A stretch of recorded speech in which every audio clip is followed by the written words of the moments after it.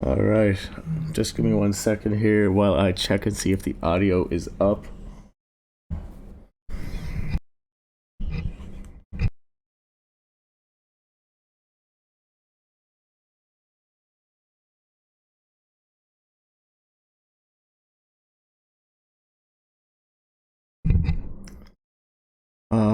Yeah, so anyway, again, this is a continuation of this set of World Health Organization updates, and this is going to be the 29th of January, this one.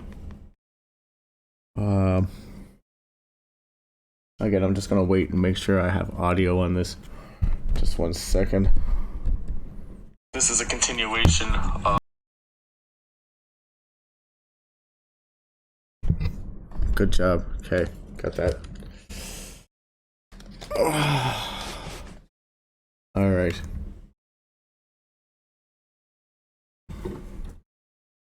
So right in, yeah. We'll go right into the video, and then we'll see some newscasts around this time. Actually, we'll go right into the newscast because it's a mistake on, they made an error. This is on January 28th. This broadcast was live streamed on January 29th.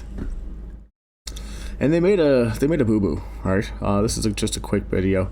And this is from an overseas news source. So anyway, we'll go with it. It's English and it's relevant. Organization has admitted its initial assessment of the coronavirus threat was incorrect, saying it was high, not moderate. This comes as China reports the first death from the virus in Beijing. The WHO says the risk of coronavirus infection is very high in China and high at the regional and global level. In a footnote to a new report published late on Sunday, the UN Health Agency said it incorrectly marked the global risk as moderate. The WHO spokeswoman, Fadela Shaib, says the only error was in the wording. The admission of this mistake does not mean the WHO is now declaring a global health emergency. Okay. The World Health. So, and this is in hindsight, remember? So, this is before they declared the emergency. And this one here is also, this is the day before they declared it a fake or a fake or whatever they want to call it, but it's an abbreviation for PHEIC, and it's Public Health Emergency of International Concern. But this is the day before they announced that. So let's go and check out some stuff that they were saying back then. And I think this is queued up. No, it's not. But at this time, I'm gonna give you a little bit of history here before we start. At this time, we had just sent a specialist team into Wuhan on the 21st, 22nd of January. We first had a specialist team go in there, and a doctor had contracted this. A specialist, an pneumonia expert, actually. And there's a publication in the Lancet about that. Maybe I can find it.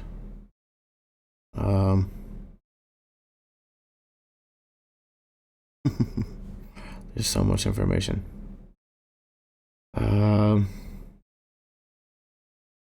but it is in here, and I am going to make break things very well with this. What the hell? Of course. It's just going to stall. What's this one? Sidebars. What's that one? Is that history? Oh my god, it's history. Ta-da! Okay, history. Let's just look. Lancet. What the hell? They got a weird sign.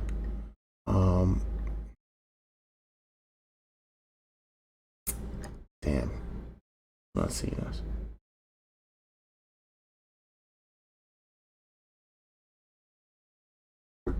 But anyway, um,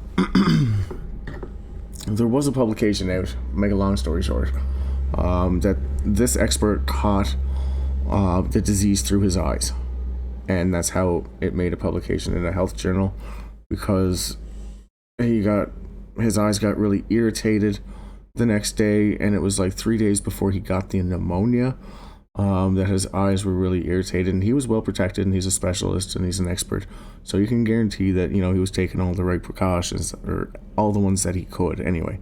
But what he didn't do is he didn't put on eyewear, and his eyes got infected, and this is how he caught it and contracted it.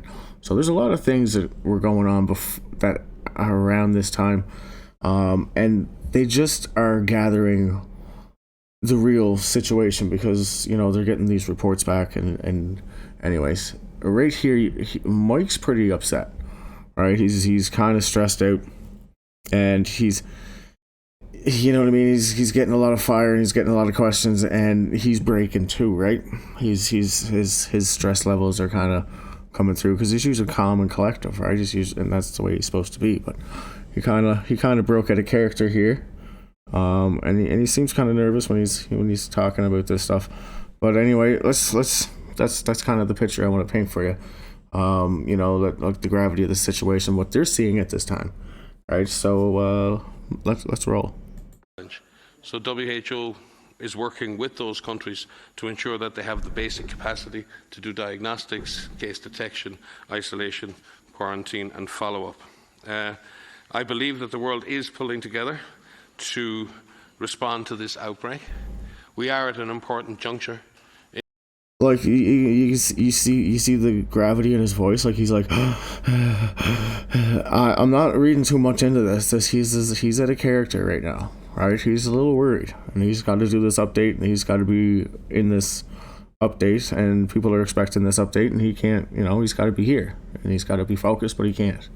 Why? Because he's a little distracted right now. There's a lot of things that they're learning, right?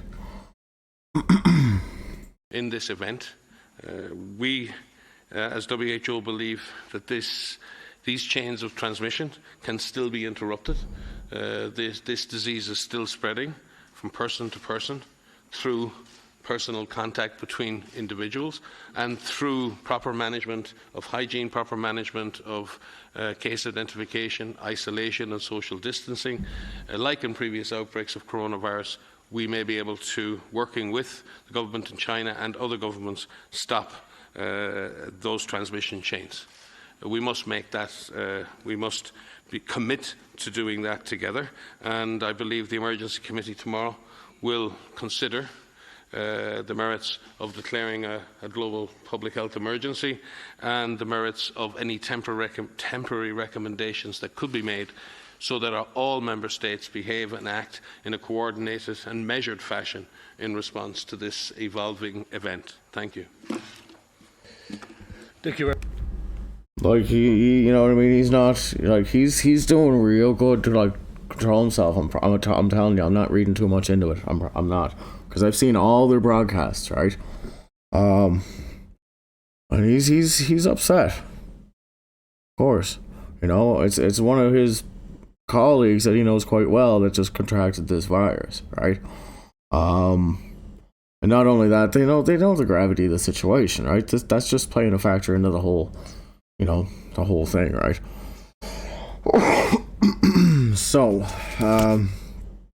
yeah, they're obviously a little on edge at this point, right? Just before they're about to make the big announcement. This is the day before they make the announcement, right? Where they declare the world emergency.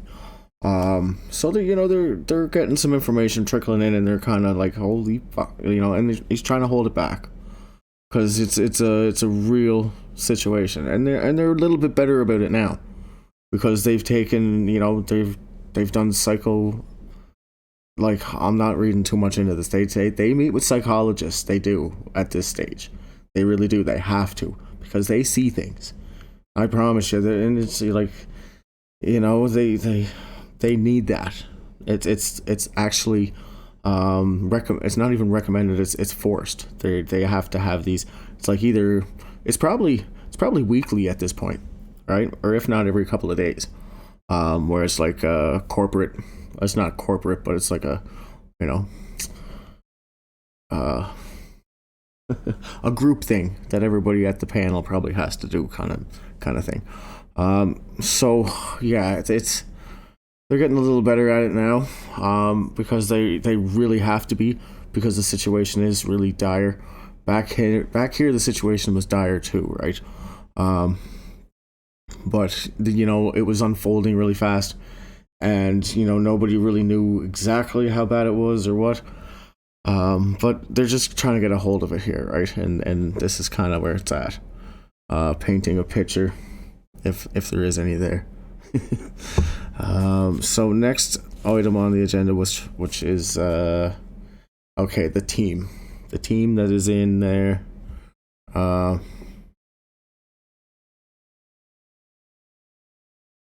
They're gonna question about the team that's on the ground at right around here.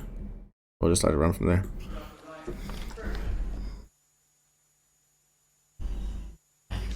Okay, as WHO is going to send a group of international experts to China, so could you tell us who they are and what are the major tasks they're going to perform in China? And secondly, yesterday WHO said it's going to set up a novel coronaviruses data sharing platform. Can you elaborate more on what kind of data sharing platform it's going to establish? Thank you.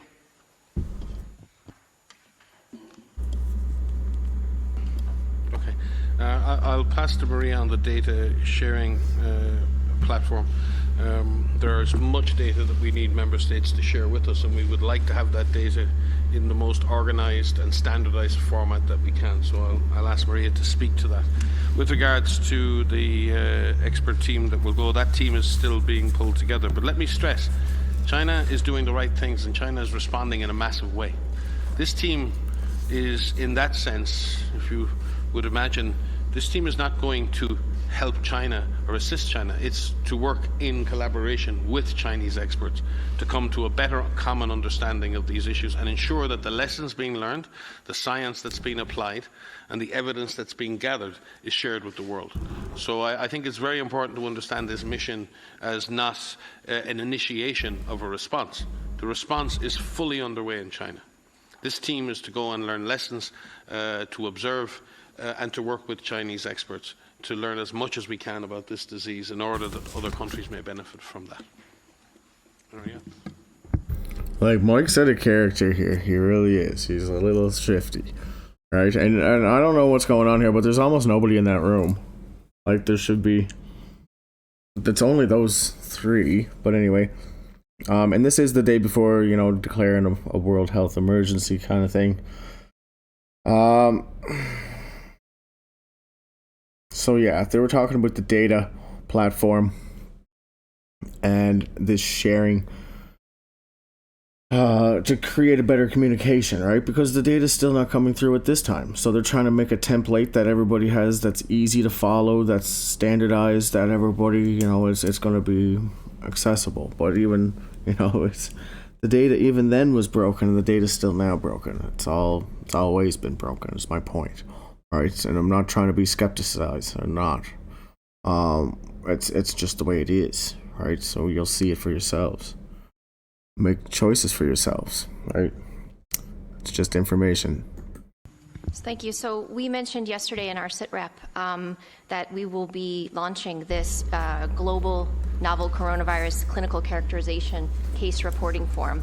And this is our attempt to work with countries that are treating patients to have a standardized way to collect information about the clinical presentation, the signs and symptoms that they may have, laboratory testing, and how these patients are cared for. It's very important that we collect this in a standardized way so that we can better characterize what infection looks like, what disease looks like by being infected with this virus. And just in addition, we've asked all member states who import cases to share with us on a daily basis a standardized data format for cases, for contacts, both aggregate and disaggregated data, which will allow us to build a comprehensive global database. So they're asking, they even stressed right there. They said, we want everybody to report on a daily basis these numbers. Because they need these numbers. Right? They're relying on countries to give them this data so that they can make predictions. And they can put these predictions into models and judge where this is going to go, right? And they're not getting the data back then. And, it's the 29th of January when this was streamed. Again, the day before they announced it was a global health emergency. So, they didn't have the data back then, right? So you got to take this stuff into consideration. And it's not conspiracy theory bullshit. And I could care less if you think that it is. There's nobody, I'm not going to try to change your mind. But some people will appreciate it. And I'm glad that there's people out there that, the people that are holding on. Power to the people. Yes. Information to the people, really, and it's good to have this because just given the gravity of the situation. So next up is, data sharing. We'll just let this keep rolling. Right through. It's actually going to keep rolling through another question. These are question and answer periods, right? I kind of skipped their little intros and their formalities because it's just jargon and we don't need it really. And track the spread and the evolution of this epidemic. So we are asking our member states not only to collect data for their own purposes, but to share that surveillance data with us so we can build a proper global picture of the epidemic. Thank you. Jeremy and then Brice from Bloomberg. Hi, Jeremy Lange from the French Public Radio. Quick questions. Did you learn anything major from your trip in China? Second question would be about the sharing of the genetic sequence of the virus. Australia announced that it shared today the entire virus, in contrary with what China did with only the genetic sequence. I'd like to know the difference there and if it's something major too.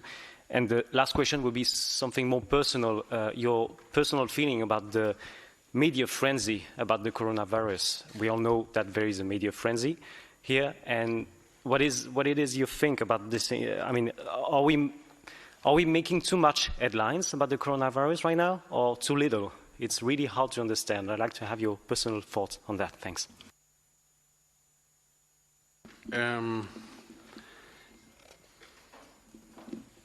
I'll take the genetic sequencing one first on the virus and then the more existential ones after that. Remember in this that China and Chinese scientists probably was the most rapid characterization of a novel pathogen in history, and that was shared immediately. Multiple sequences were shared immediately on global platforms, and that is what has allowed a lot of the diagnostics to be developed. The difference and the advance in sharing the virus is that the virus itself allows you to grow the virus. You're able to test in vitro drugs against the virus. You're able to do all kinds of other things when you have the virus. China has isolated that virus, and China is not against. And China is now currently working with partners to see how it can share the virus. There's no obstacle to that from the Chinese perspective. And we're already working with Chinese colleagues, and I had direct discussions with the DG and ministers in China on that yesterday. There's no resistance to that happening. We do, though, commend our colleagues, particularly in Australia, in the institute there, the Darley Institute, who are a WHO collaborating centre, by the way, one of our global partners, who've rapidly been able to do that. But other partners have done as well, and Maria may wish to speak to that collaboration around virus isolation and sharing. With regard to what we learned on the trip, I mean, it was obviously a very short mission. I'm just going to stop it there for a minute and highlight that. It was obviously a very short mission. They went in there to that hospital in Wuhan. This video is streamed January 29th, but the task force or the specialist team that went in there, they arrived, I think it was the 22nd or 23rd. They were in there for like 3 or 4 days. They were out. And not really much information. So, but I just wanted to stress that, they only went in there really quick. They didn't really see the gravity of the situation unfolding anywhere. They went into the hospital. They got some diagnoses. One of the specialists got infected on this trip. Right? He was a pneumonia specialist. He got infected through the eyes. And you can look the report up in the Lancet. Transmission through the ocular surface. Just Google it. The Lancet. Lancet, I think. So, back to this, I think, yeah. But what I took away from that mission was the absolute relentless and focused determination of the government of China to put the health of people in China ahead of anything else at this point, and to take what are significant economic and other hits in order to put the health of people first. And certainly the levels of meetings and the number of meetings and the attendance at those meetings was unprecedented in my memory in terms of a government's commitment to do that.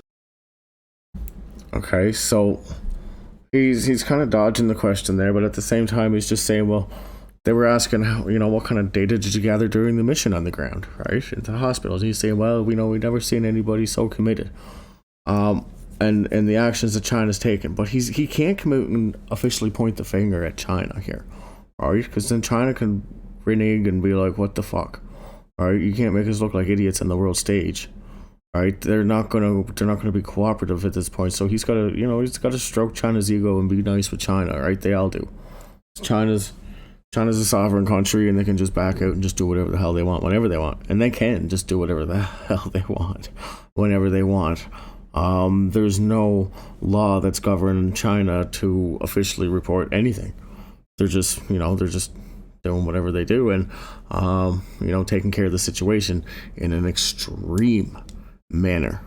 All right, and we know that it is an outbreak. It really is a viral outbreak. So it's crazy. So back, where am I at? Mission experience. Yeah. So let's just keep rolling. So I don't know if that's a good enough answer. We didn't see all sorts of new data, where we didn't see all sorts of new evidence, but what we really got a sense of was the extra. I don't know. He seemed kind of like, because he's explaining about the team's mission that went there to the hospital, right? And people are asking, like, what'd you see? No, we didn't see all this. No. His reaction, like, I don't know. Is it over the top? Is he like, a bad liar? Very important. So it's a challenge to you as well as to us. How do we do that together? How do we share rational information on the risk, rational information on how to manage that risk, while also holding authorities and institutions to account for doing that properly?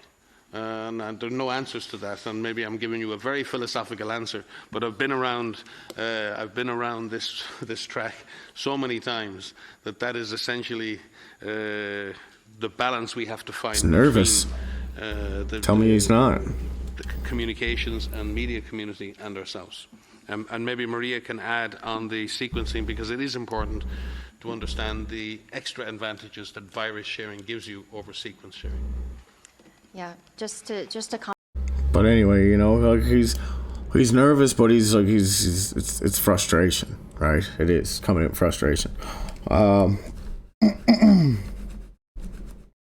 That's my judgment of the situation. I don't know. I'm not a psychologist or a psychoanalyst or nothing, so I couldn't tell you exactly. But it's just my take on it, and it's only my take on the information. So. Because they just said there, they got to be very careful about how they roll out this information to people, and do it in a way, because it's big. And China reporting these off-scale numbers, they're just loving that, because it's actually buying them time to figure out more, but and prepare. But at the same time, it's not happening at the scale that it should globally. everything's going to China right now. Nobody's really praying anywhere else, really, like heavily, where we should be. We really should be. But hey, what do I know? Let's just go. So imperfect data. Here is their admission that, we're not, they don't come out and say, hey, it's really off, or how much it's off, but we know it's off, and they can't make it sound like it's bad, right? They're not gonna really point the finger here, but they do make the admission that, in not so many words they'll say it, but it's off, and we all know it's off a lot. Very many of the same questions during the early days of SARS. Can this be controlled? Which way is it spreading?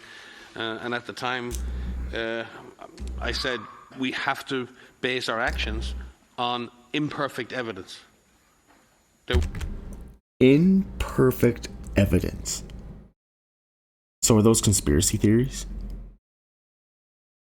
I'm just wondering, because those conspiracy theories, I'm not trying to validate every conspiracy theory, but I'm just saying imperfect evidence is what they're basing their mathematical models for future forecasts about how this is going to evolve, and I'm quite concerned about that. And we all should be, because those mathematical formulas is what every news channel, everybody is rolling on.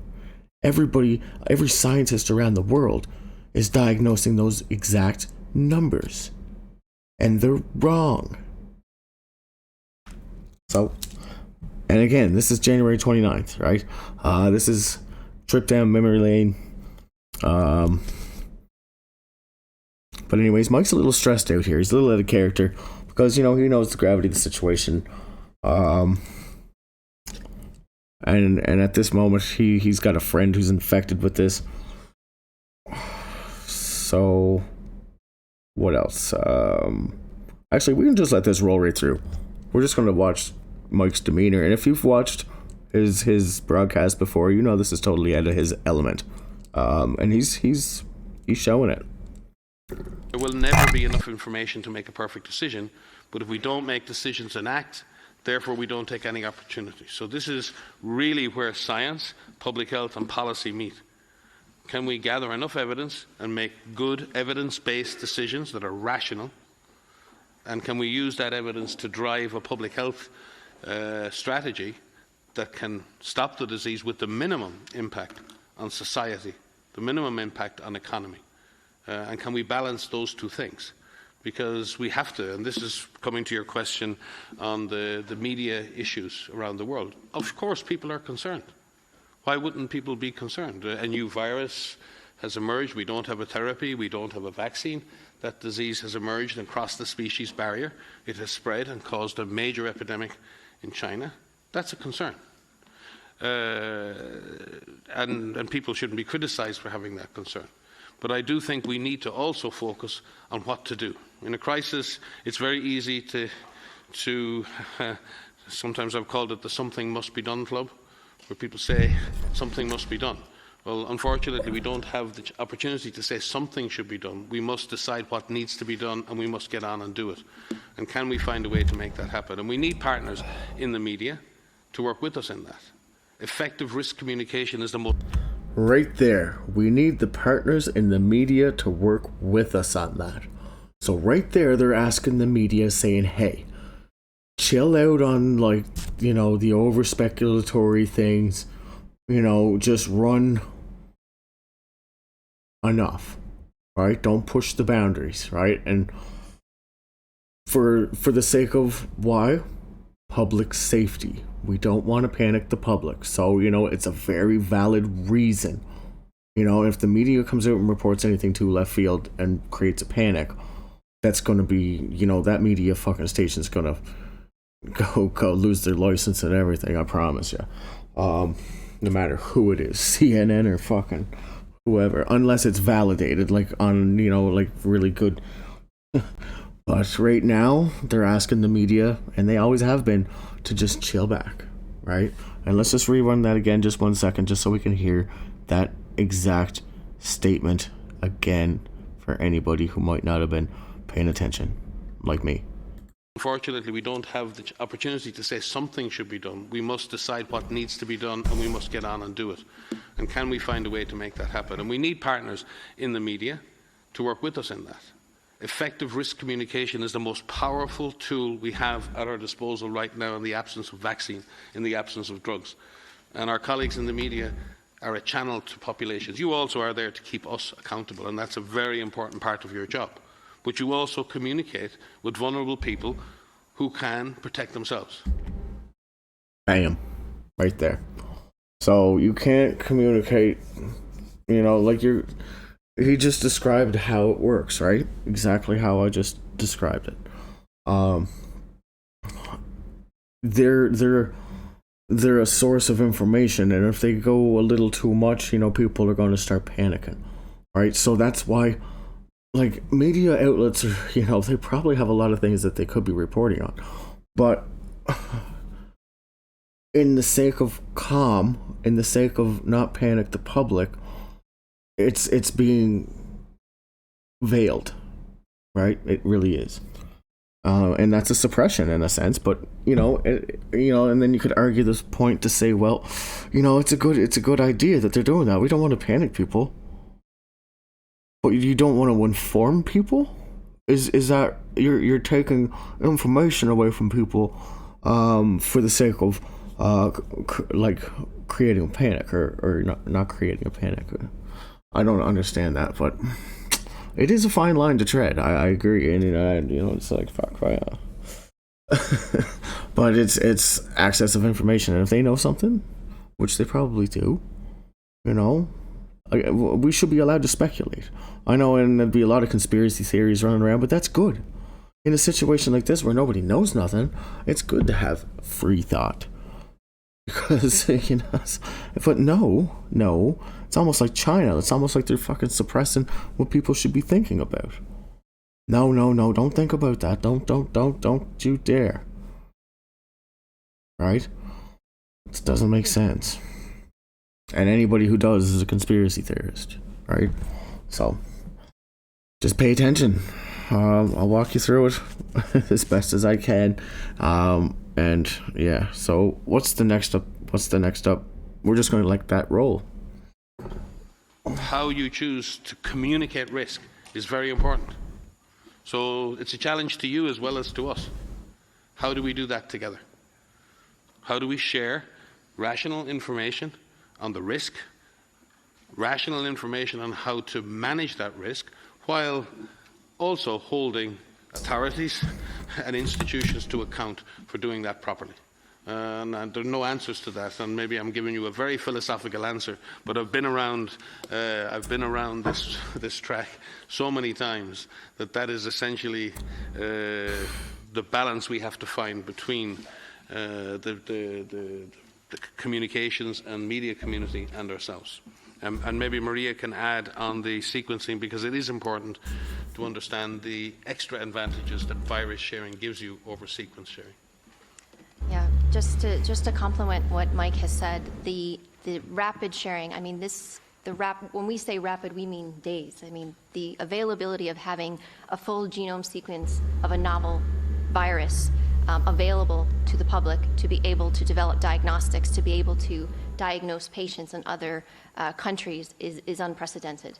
The world is on alert, and the fact that they had these sequences available made them able to use PCR testing, use full genome sequencing to identify these cases quickly. So this is why. And like a highlighted point there, that's really, it's they do go into a little bit more about transparency coming up, but what's most important about that is it's funny, like she said, China has had this genome sequence done within days, and they had a PCR test up ready to go. And a PCR test is like post reverse transcriptase or some kind of fucking fancy ass test that they can find out the signals that it's given off and detect them, the virus, I guess. So China had this done in an unprecedented amount of time, she said, which is really weird. So it's almost like if they had this test up and going, they had the genome sequence, they had everything, they just shared it with them at an unprecedented fast rate, right? China is very technologically advanced, don't get me wrong, but how that much, I don't know. Countries is unprecedented. The world is on alert, and the fact that they had these sequences available made them able to use PCR testing, use full genome sequencing to identify these cases quickly. So this is why we are seeing cases, why the evolution of this is so quick, and this is a positive. And just to say, with regards to the virus sharing, it is essential that viruses are shared so that the further development of diagnostics and serologic assays, so that the further development of therapeutics and vaccines can continue. Thank you very much, Maria. Just to let you know that WHO Director General, Dr. Tedros, is joining us shortly. So if you have some questions for him, just wait for that. Brice from Bloomberg, and then Stephanie, and then we will go to a couple of questions from journalists watching us on WHO Twitter account. Brice, please. Thank you for your comments. Just wanted to follow up on the transparency question. Can you provide some clarity as to why information about the disease was suppressed around the time of this month's legislative meetings in Hubei province? And as a follow-up, do you believe this has had an effect on China's response to the growing epidemic? Thank you. He's got to be very careful here. Remember this. You can't point the finger at China. You can't come out and say, well, China's been slacking on the information sharing. But watch how he answers. It'd be good if you could specify what you mean by that, because certainly if you track the Wuhan website, the public website, stating public knowledge, right? Is deflecting the question, right? He's not giving us a really direct answer. He's just going off what China's information is, right? China's got information that says, and he's just reiterating that information. We already know that. But what the journalist was asking was like, hey, do you think that China's response could have been a little bit better? They were kind of holding back here some stuff, and but they got to be very careful how they answer this, because China's got to play nice with China. If not, China might renege on everything and pull back, and then they're going to lose communication with China. China has the ability to do that. They don't have to share this data, and they're under by no law binding to share this data. They're in a binding, they're in an agreement in a sense, but nothing's, it's a shady gray area. So since the very beginning of this, they've had red alert, and they've been warning the population since very early in this response. In fact, I think it's probably a state of the art in terms of the amount of information that's been published by the state authorities in this case. So it would just be good to understand what the core of your question is, and do you have a date and a timeline where you're concerned about this in terms of dates? Yeah, it was the province's CPPCC Congress meetings from January 11th to the 17th. But my understanding is that the information around the epidemic was being tracked right from the 1st of January. So we can come back to you afterwards with some of the numbers, but certainly the government authorities in Wuhan were publishing daily numbers since the early part of the year, and had issued major alerts to the population in advance of that. He's actually asking really important questions there, the reporter. And they're gonna have to be really careful how they answer that, right? And anyway, make what you want of it. But regardless, everybody knows now. This was before the doctor died, right? This is the 29th. This is before the doctor died, and all the information came out about, China actually did suppress information because they arrested the doctors. They put gag orders on the doctors and the staff and their citizens. We all know that now. Right? They knew that then. But they can't say that. They can't come out on the world stage and be like, hey, China's not been doing their job, and, it's going to make China look bad. China is a huge donator to these people. Massive. These people rely on donations. They are a committee. They are funded by donations. They really are. So, just remember all that stuff, right? It's not to say they're completely corrupt, right? But they can be swayed.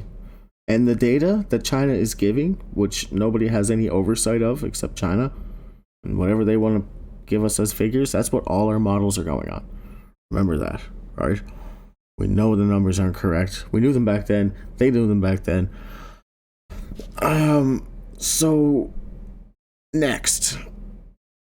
Yeah, this is a question about a reporter asking about when Mike went to meet President Xi in China. You know, so we'll just go right into that. I think this is where it's at. I'll start it just a little bit back, just in case. Continued. So some of the things I say could be a repeat because I didn't know what Mike said or what Maria said, and I hope you will bear with me. As you know, we have just returned from China, and yesterday we had the opportunity to meet with President Xi Jinping, Minister of Health Ma Xiaowei, and Minister of Foreign Affairs Wang Yi. Prior to my visit, I was in almost daily contact with Minister Ma to discuss the response to the outbreak and how WHO can support, because we need to focus on the epicenter of the outbreak. Managing the outbreak at the epicenter helps us from the outbreak spreading to the rest of the world. And during my visit, we had a series of very candid discussions based on mutual understanding. Actually, I'm not going to make you listen to that. Yeah, I marked that in there. But that is just a lot of jargon. It's praising China and, you know, their great efforts. I don't know if he'd call them great. Actually, let's just pause for a second here, and see what the efforts were taking place at that time. Not that one. Let's go to. No, I don't have anything queued up. I'll have to wait for a second on that. I was just going to show some recent news from around this time, and there is some. I just don't have it up right now. So we're just going to keep on going. About the quarantine measures. The next one's on the quarantine measures of the city. So let's just see what they have to say about this. How good idea you think it is that countries are evacuating their citizens, and the potential of further spread through that. Also the isolation that some countries are doing. And also I was wondering. She's talking about China. Some countries are doing, right? You can't really come out and name them because it makes them look bad. They can't do that. Wondering on, it seems that you were saying 2% deaths so far. It sounds a lot less serious than perhaps a regular flu. Could you just say something about that, and also about inclusion of Taiwan? Really though? In the emergency meetings, they're complaining that they're being excluded, and doesn't that leave the possibility that there will be a blind spot that the virus could spread in Taiwan without, if they're not included in the discussions? Thank you. That's many questions. Yeah, so maybe Duran. We'll take them from the bottom up in terms of experts from China, Taiwan, or Taipei municipality. We have Taiwanese experts involved in all of our consultations, the clinical networks, lab networks, and others. So they're fully engaged and fully aware of all of the developments in the next bit, and Maria can speak to that, and Maria can speak to you in terms of the death. 2% case fatality is still a tough case fatality when you compare it to the case fatality for seasonal flu or other things. It's the interaction between the attack rate or the transmissibility of the virus and the severity that give you the outcome. A relatively mild virus can cause a lot of damage if a lot of people get it. And this is the issue at the moment. We don't fully understand either of those parameters well enough to be able to make accurate predictions. There are many models and scenarios, but until we better understand that, and that's maybe coming back to what Dr. Tedros said about having a further collaboration with Chinese authorities and having teams on the ground to work with them to better understand that. But Maria may wish to speak to the CFR specifically, and maybe more to the Taiwanese experts that we have. Yeah, what I can add to that is what we can say to date is how many people have died out of those that have been reported to us. And I think it's very early to make any conclusive statements about what the overall mortality rate will be. This number may change. Surveillance is increasing within China, but also globally. And so when you look at how many people have died, you need to look at how many people were infected. And that right now, we don't know that number. Well, if they still don't know that number. Yeah, it's a lot, right? I'm just going to cut it off right there because she just kind of goes on. So data from China is the next one. Here's another one, another concern about the data coming out of China. So, like, this is a while ago. This is before they announced a public health emergency. But the questions were a little free range back then because it wasn't a big, it wasn't a global emergency back then. So they were kind of getting a little leeway with the questioning. I'm going to show you how that all changed after they declared this a public health emergency of international concern. So you'll pick it up. If you look, right, you'll just see the tone, the demeanor, everything's changed. Answered. My question is to both the Director General and Dr. Ryan.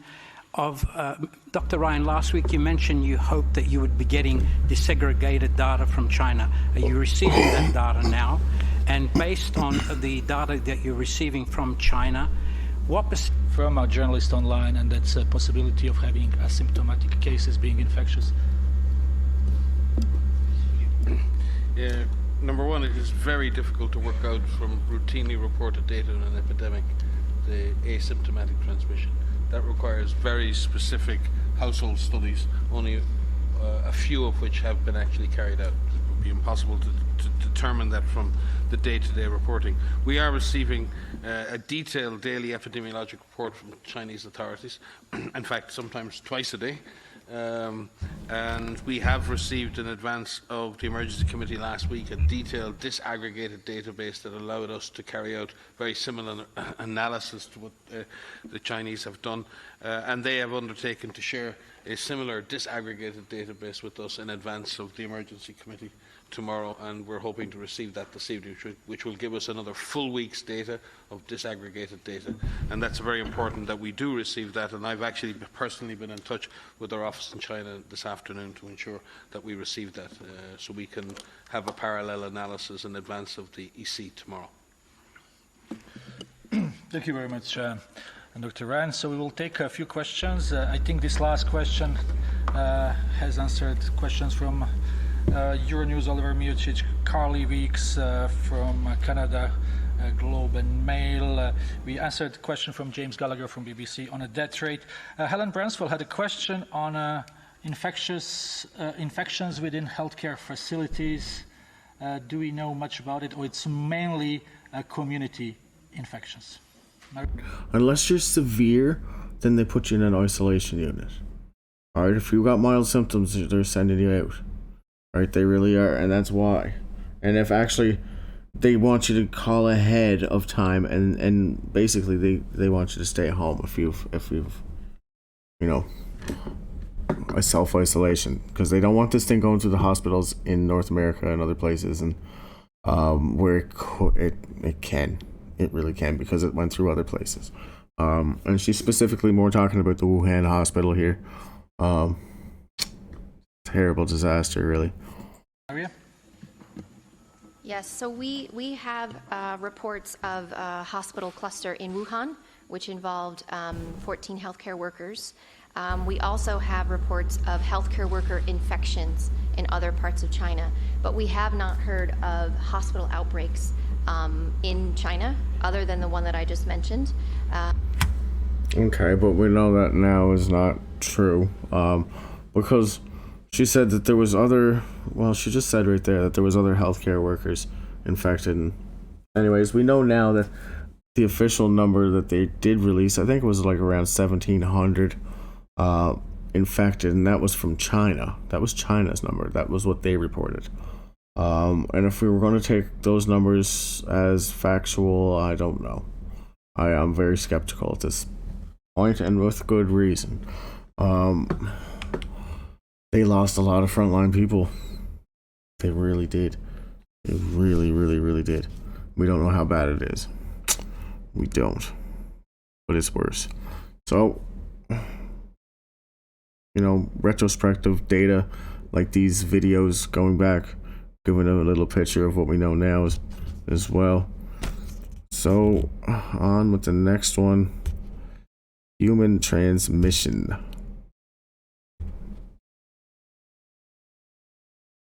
It gets a little bit more detailed down here, but not really much information, but the questioning gets a little heavier.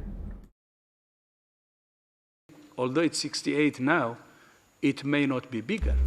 Oh yeah, right. And like there's lockdowns going on. Quarantining cities in China. Right, and you could only assume because it's, yeah, anyway, let's roll. It may be bigger, and we may even face serious problems. That's why when we see the human-to-human transmission in 3 countries, we're reconvening the EC to understand what that means. So any political action, we have to see it in relation to the effective measures we think works, and if there is any barrier to that. But we haven't seen any barrier, and that's how we're progressing. Thank you. Thank you very much, Dr. Tedros and Dr. Rana. Very tired from the long trip. So we will take 2 more questions as we promised. First, Gabriela. Yeah, these next 2 questions are kind of just but anyways, we'll just roll right into them.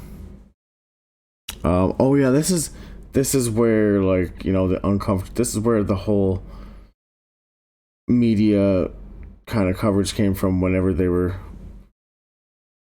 overpraising China. It was from this interview, it was right here, where he just kind of just goes on and on and on and on and on about how good a job China's doing.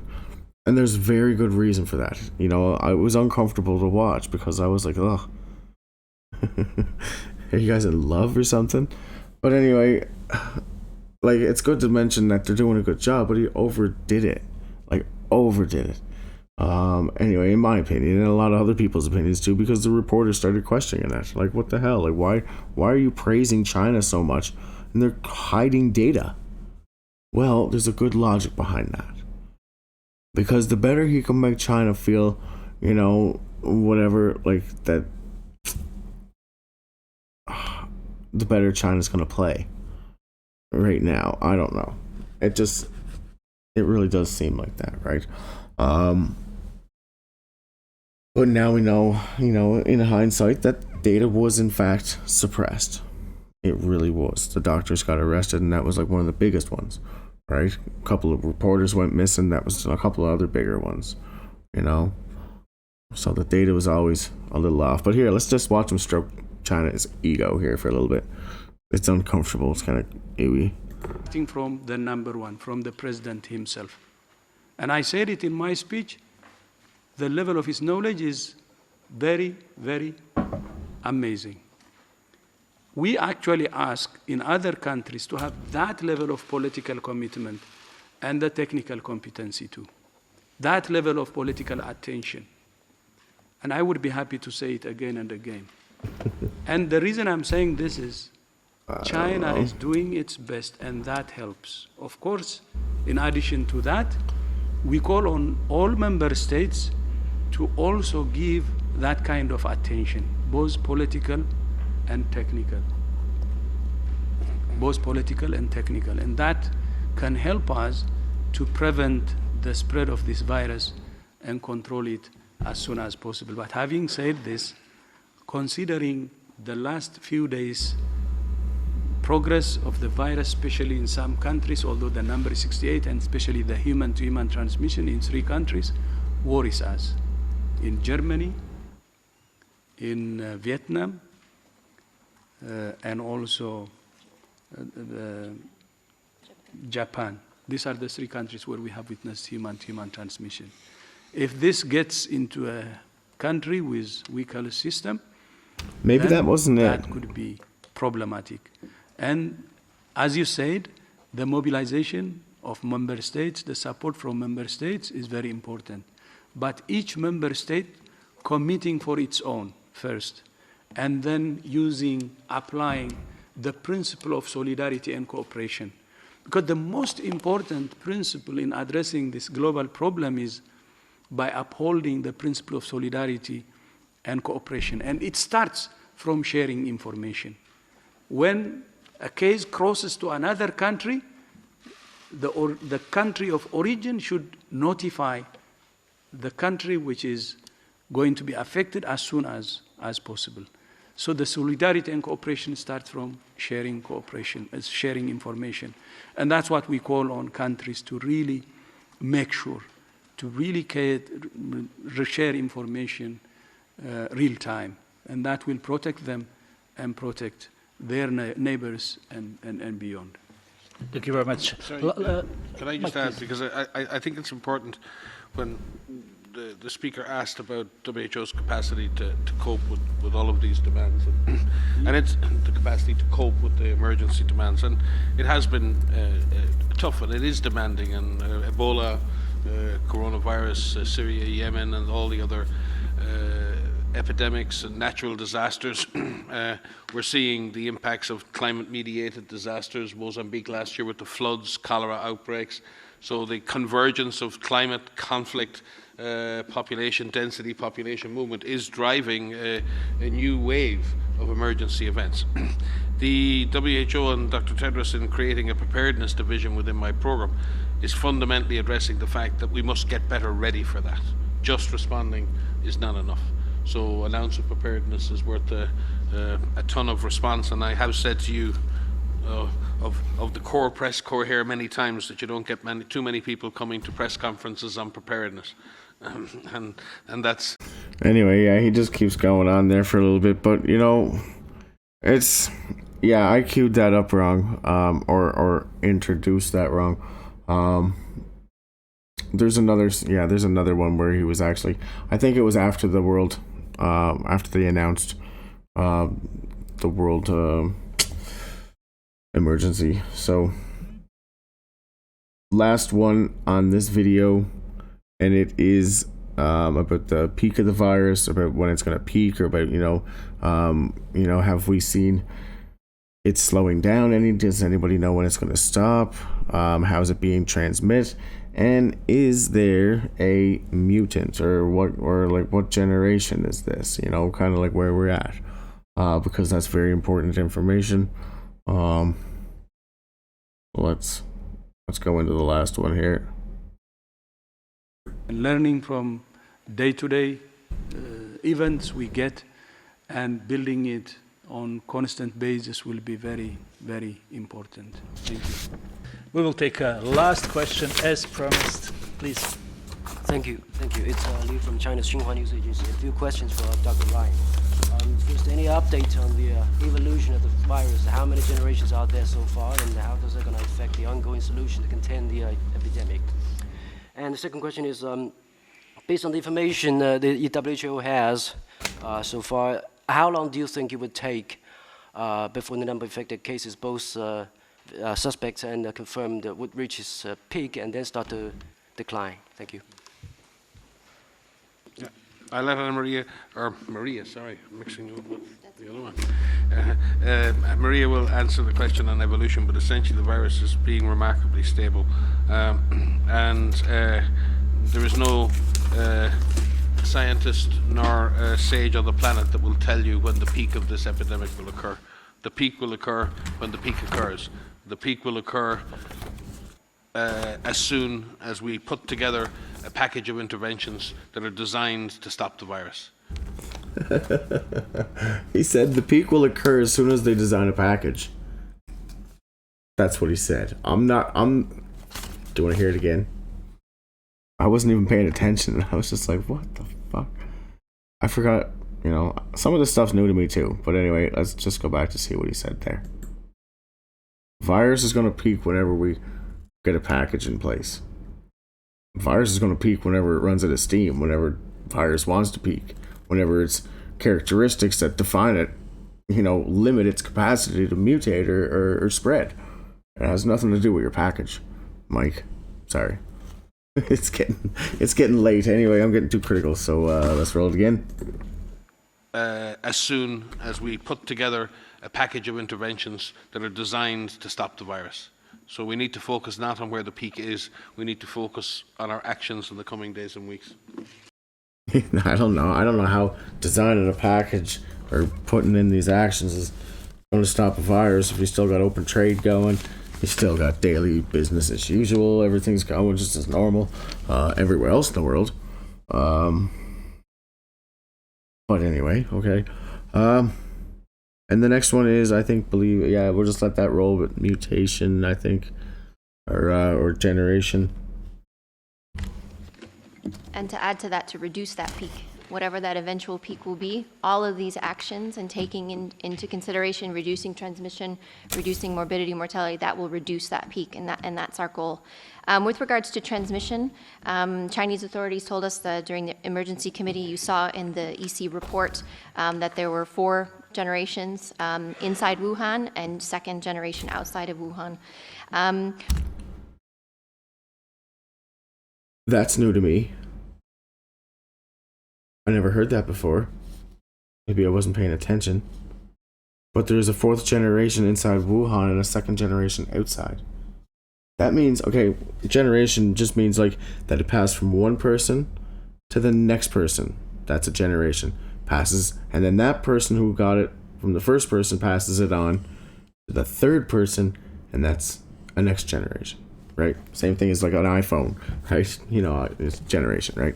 It's the third gen, or it's the 4th gen, right? And it might be the 3rd or 4th gen now, outside of, right? We don't know, but anyway.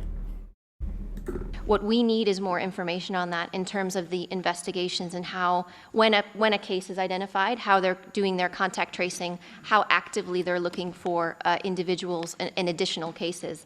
Outside of China, we have seen. But basically, what she said there is we need more data, just like they've been saying all along, and that's not their fault. Okay, and everybody puts it on their shoulders, but they. But they're totally overly bureaucratic and they don't care. Like, they're just put in front of a camera and they will say whatever that piece of paper tells them to say. And they take questions, but they can't deviate from certain things, right? So, with that being said, let's finish it off with what was that? That was taken around the 29th, right? There was a video I had queued up for like the 29th area, like kind of. This was the 31st. Oh, I didn't. I did.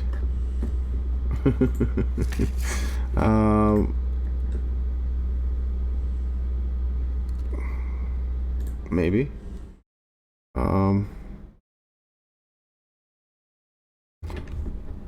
29th. Where am I at here? No, that's not gonna work. Alright, I'll just queue it up on the next video or something. I might just do an intro on it, but I like to do a little piece of, like, some current news at this time as well. Or situations to add to it. But anyways, I thought that was long enough and it spoke for itself. I'm going to get right back into maybe the last one I'm going to do tonight, or actually now it's the morning. It's a lot, but I want to get this out here as quick as I can. And yeah, I'm making copies of this as well, so just because my tinfoil hat's pretty tight right now. Where is, I don't even know what I'm looking for. But anyway, we'll be back, and the next video, oh, the date, that's what I was looking for, the date of the next video. I think it's February 5th. February 5th. Or no, the next video is the 30th. Yeah, when they declare, or it's the 31st. 30th or 31st declare the global emergency. We'll be getting into that one next. And shutting it down. Share and all that kind of good stuff.